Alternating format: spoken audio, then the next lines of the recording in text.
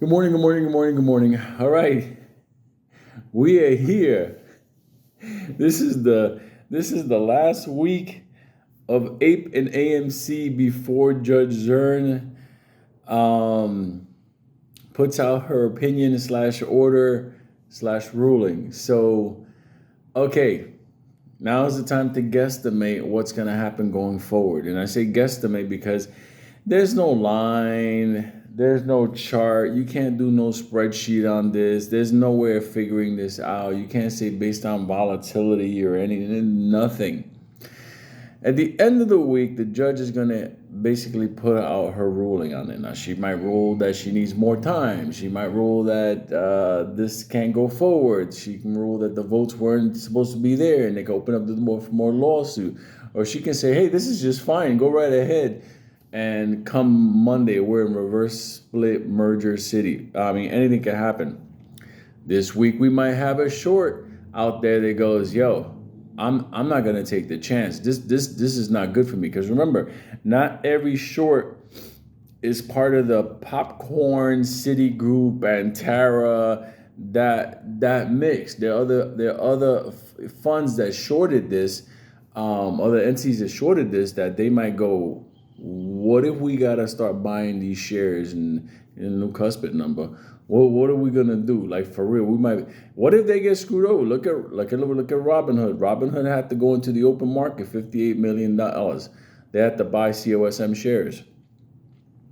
It could get ugly. Somebody might tap out and bump us up a couple of dollars and off we go.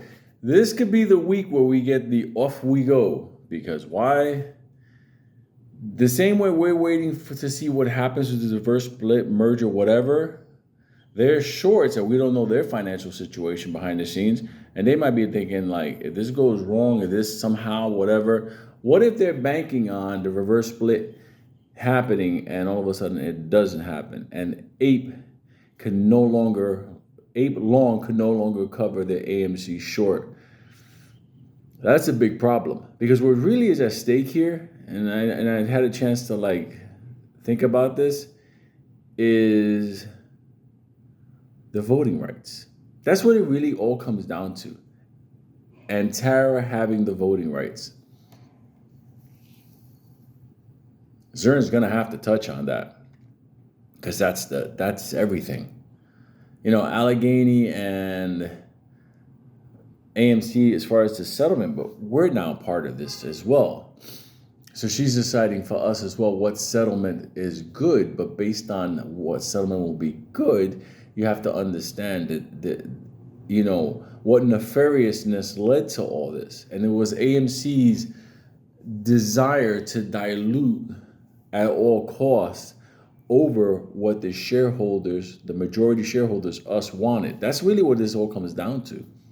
That's why when I was on that space call and I heard about APE, the first thing I was like, the voting rights. I said it back then when APE wasn't even created. It was like 8 minus 2 days. Like it was gonna come out like the day, like the next day was gonna start being issued. And I'm like, the voting rights.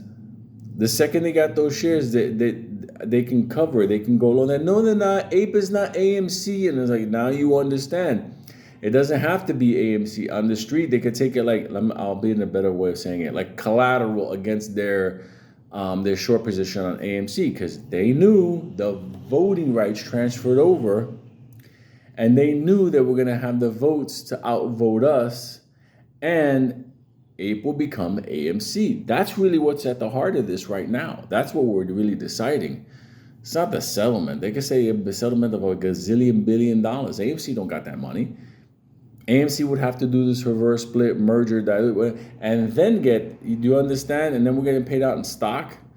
That's going to plummet. And if we get it in time, remember, Abe, how many of us didn't even get our shares?